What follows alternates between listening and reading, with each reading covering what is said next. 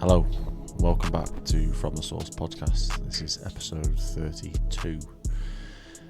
This episode will be going out just before Christmas on Monday, so before I forget, Merry Christmas to everyone for, is it Wednesday or Thursday? I can't remember what actual day it is, but yeah, Merry Christmas. There'll be another episode coming out before New Year, so the Happy New Year's I'll have to wait. But yeah, so today's episode, we are going to be speaking about sleep, and kind of most runners, gym people, high roxers, whatever you want to call yourself, want to be better, stronger, faster, recover better, feel fresher.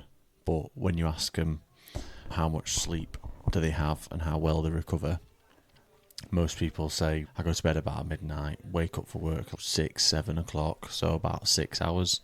So today's episode will be about the sleep, hoping that people understand that how important sleep is, and it's a way of the body rebuilding muscle, recovering better, repairing all those tissues that have been damaged, boosting performance, ready for the day after, or whenever it is the next time you're going to train.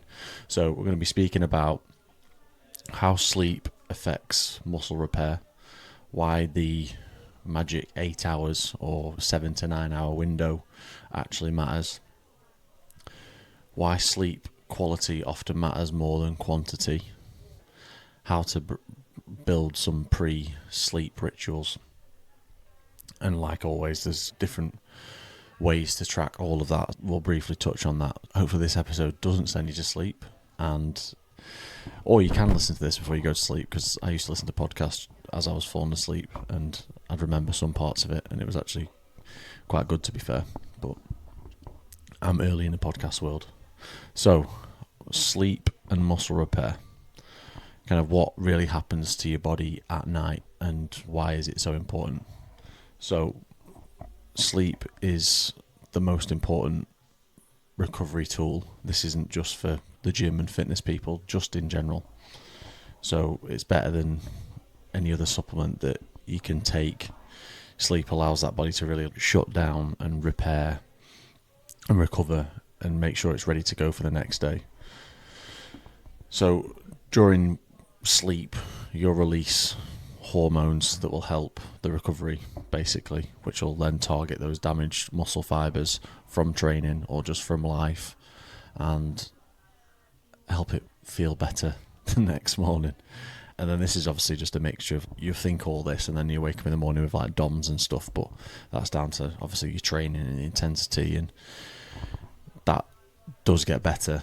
If you're just new to training, you'll feel the DOMs way more, but then once you've got used to the training level and you're slowly increasing, it's actually, you don't really get the DOMs like you will do at the start. So sleeping will regulate all that lovely cortisol that we all talk about for stress. And obviously if you've got the high cortisol, and when people say about reducing your stress levels, if you've got high stress levels, your recovery will be a lot slower. Your performances and your training will be a lot slower, a lot shitterer. They'll be worse. Because there's high stress, it's just the cortisol affects your body as much as possible. So reducing those stress levels will help in life in general, not just for sleep.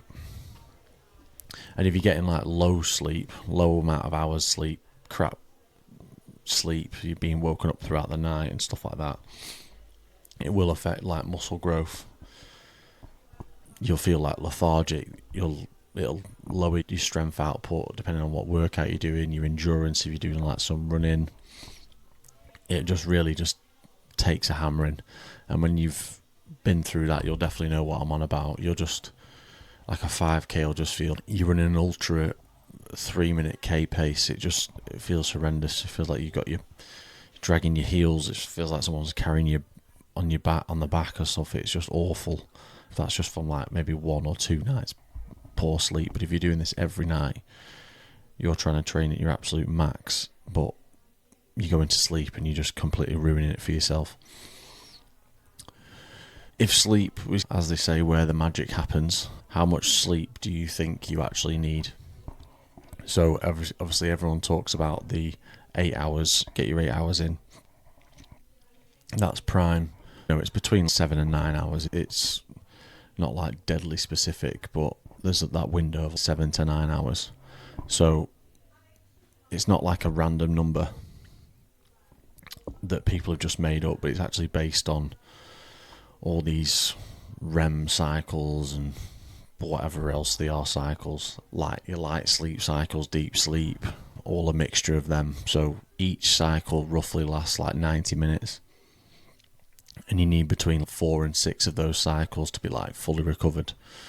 Obviously, if you do the maths and stuff, you'll get pretty close to your 7 to 9 hours, depending on how many cycles you want to go through. But obviously, if you're training harder, you'll need more of these cycles, which means that's where the 9-hour rule comes into it, the 7 to 9 hours.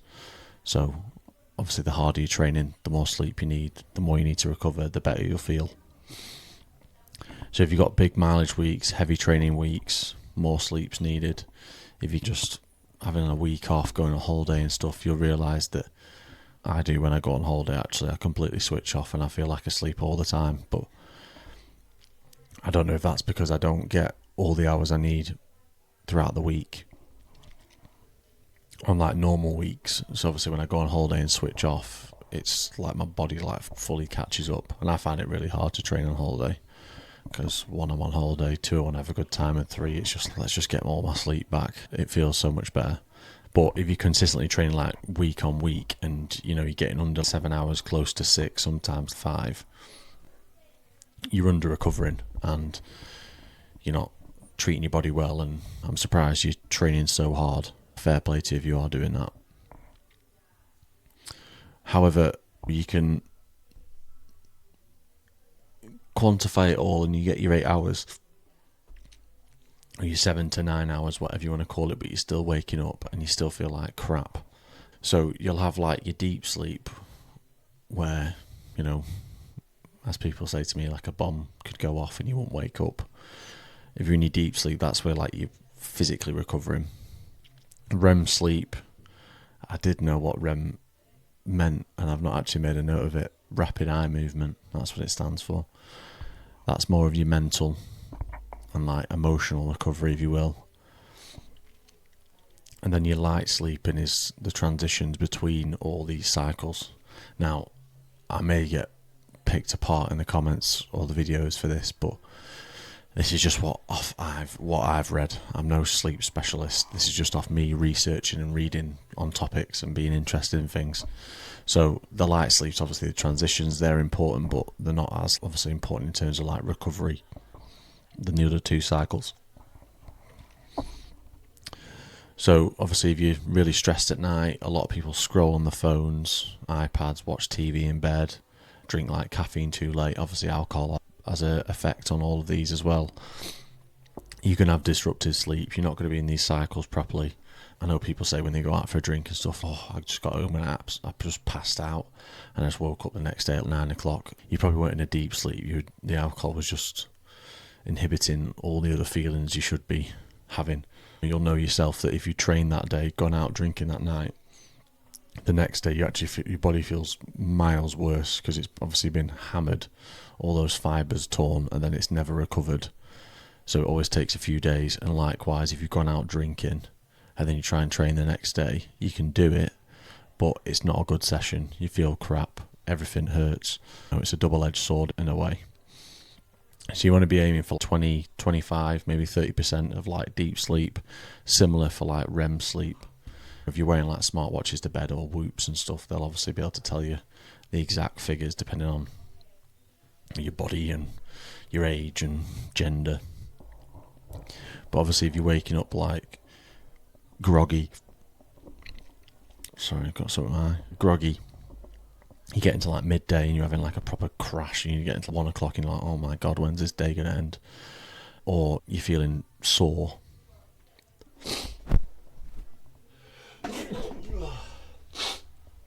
Bless me. You're feeling sore for like longer than usual, then, your sleep's playing a big role in it. So your quality sleep that you have, you wake up in the morning. Some things I do is obviously going to bed and reading a book and trying to get off your phone and stuff like that massively helps my sleep, but it might not help someone else's. But quality sleep will boost your mood. You'll wake up in the morning, you'll feel fresh, want to like attack the day. Training wise, you'll be good at running, you'll feel strong. And just, you'll know yourself, you're like more motivated for the day. It's not just, oh God, another day at work. And I feel like that's where it's slightly on topic, but also off topic, the whole, oh, it's Monday again. It's just another day, 7 days in a week. But like we big it up too much that Monday's like the worst day ever. But that's just society, I think.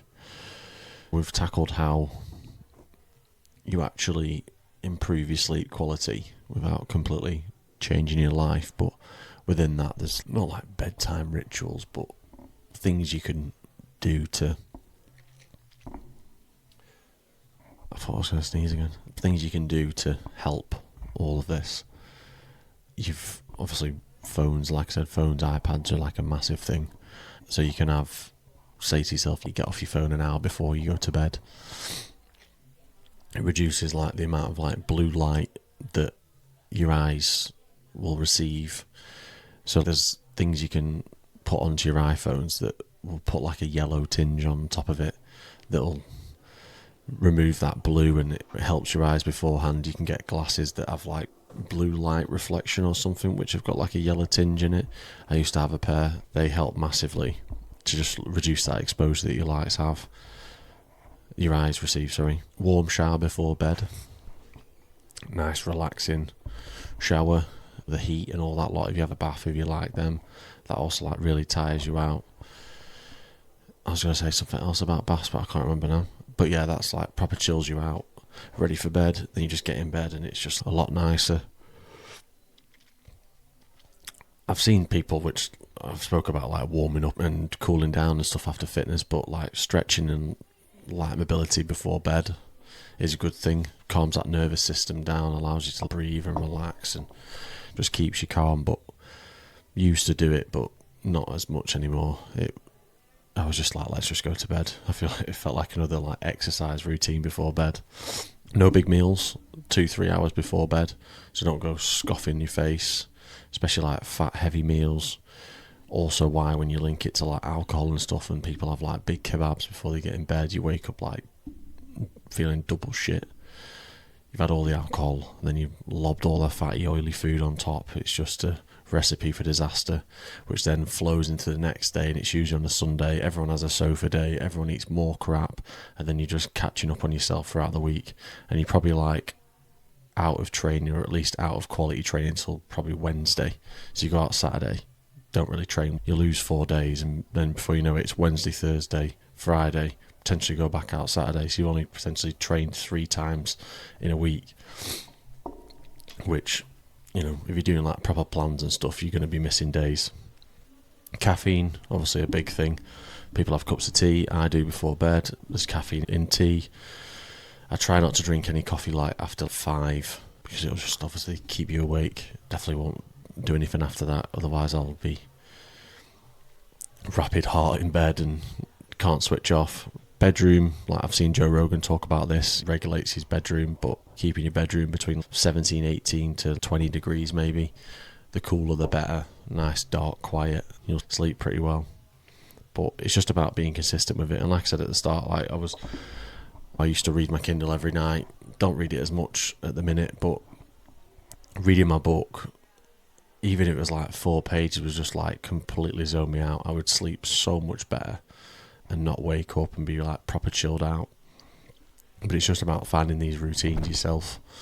All the things I've just listed there aren't all going to work for people. There might be just a few things that work, but you just need to find out what works, then kind of dial it in, do it every time, and hopefully your sleep will be a lot better for it. But I think a lot of us spend our lives on our phones, go to bed, TikTok, Instagram, laptops, the whole thing, completely like stimulating the brain, and it never switches off. Your eyes might be tired and your body might be tired, but your brain just won't let you switch off and actually go to sleep.